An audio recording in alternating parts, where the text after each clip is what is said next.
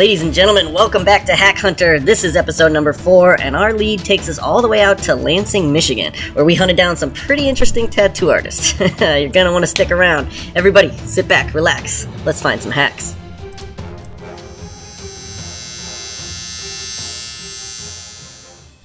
Okay, our lead today comes from a gentleman named Ollie. He wrote, "Yo, Hack Hunter, I'm looking for an artist that's really good at geometric designs because I want my entire arm covered in some of that abstract geometric style of tattooing. I know a guy that does tattoos here, but I've never seen him do anything like what I want to get. So I need you to find me the best artist out there, but one that won't charge me a ton of money." Okay, Ollie, come on. You should know that's not my job. I'm not here to find you the best deal on a tattoo, man. I'm here to find you the best artist. But trust me, when you see the guy that we found for you, you're gonna be willing to pony up that cash. So, first off, let me show everybody the guy you were thinking about going to. Let's break it down.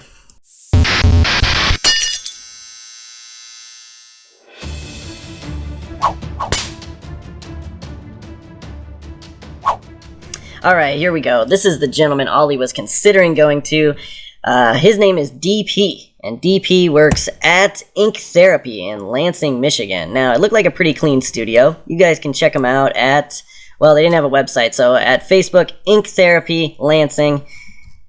Let's check out some of his work. First off, this line has seen better days, for sure. I think this is a matter of just rushing it. Not only rushing it, but not having a great grip on how to use your machines there, DP. The line here has some obvious bedhead, he just woke up, but also these eyes, they're a little... yeah, not quite lion eyes at all. And then looking up closer at the chain links here, very inconsistent, a lot of lines that don't connect to each other where they should. And it looks like a chain link from far away, but when you really zoom in, you see the inconsistencies, how these links almost look like they're just welded together or something. They don't look like loose flowing links. Also, the top of the clock, I'm not really sure what's going on there. These cogs, definitely kind of really simplistic, really kiddie cogs, and the hands here, very simple straight line. This is something cool about pocket watches, is they often have these really sort of decorative hands or unique hands. He just made simple lines with arrows at the end of them. I think that was sort of the lazy choice, the simple choice.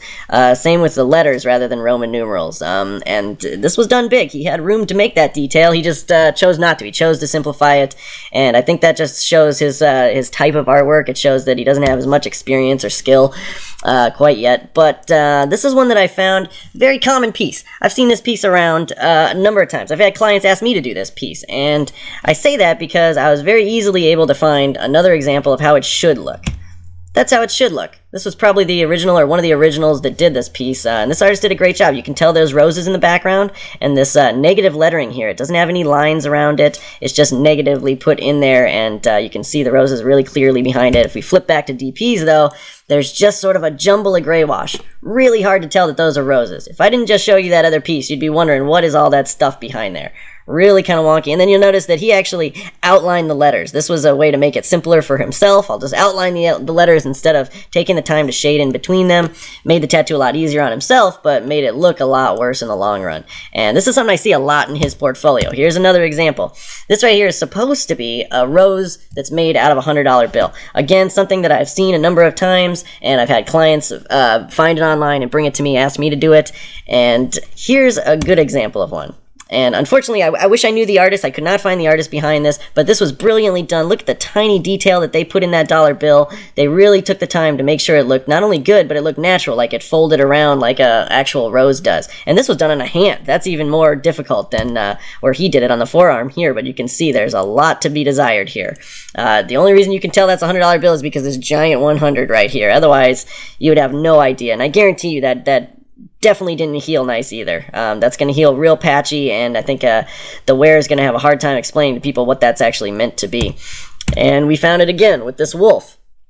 This is just kind of rough, haggard, very simple design in here with inconsistent lines. Some are really thick, some are really thin, some are filled in, some aren't. The shading, really simple, kind of etched in looking shading, not smooth, not kind of blended nicely to make it look 3D. Here's what he found online.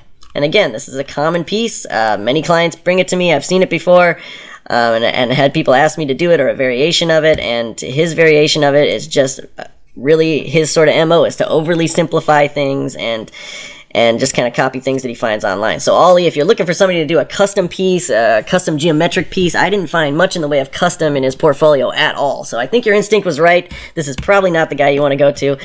Here's another great example why. The Avengers, I don't know that they would be proud of this one. They got the spider for Spider-Man in there. Oh my goodness. This is just, I'm not really sure what was going on here. I can tell there was some cover-up happening, but, this is brutal. Even the red in the Superman looks more of like a pink, and I think it's just goes to show that his application is just not there yet.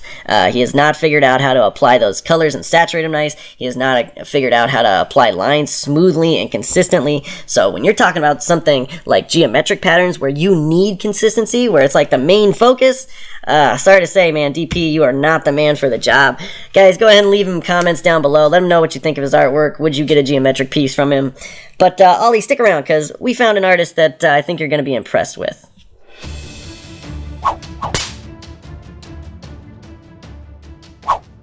Alright, Ollie, this is the guy I wanted to show you. You and anybody else that's in Detroit, Michigan, that's where he's working. His name is Tattoo Kurt, and he is working at Grand Boulevard Tattoo Company. You can find him on Facebook. I know they have a website. We had a hard time getting to it, but you can check him out on Facebook now. You'll get through.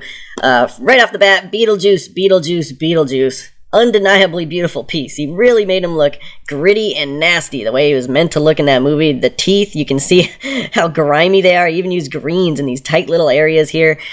Just beautiful use of color theory here to have this blue effect, lighting effect glaring off of his face. I just love that. It adds something really dynamic to the piece as a whole. He definitely knows his color theory, no question about it.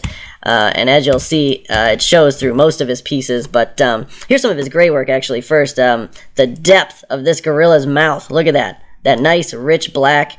A little bit of this is contrasting from the photo editing, but ultimately, I know for a fact this guy knows how to saturate his blacks. He knows very well how to make it look deep and realistic. And yeah, no issue there. Here's a cute little puppy portrait, and I wanted to showcase this one for the white work.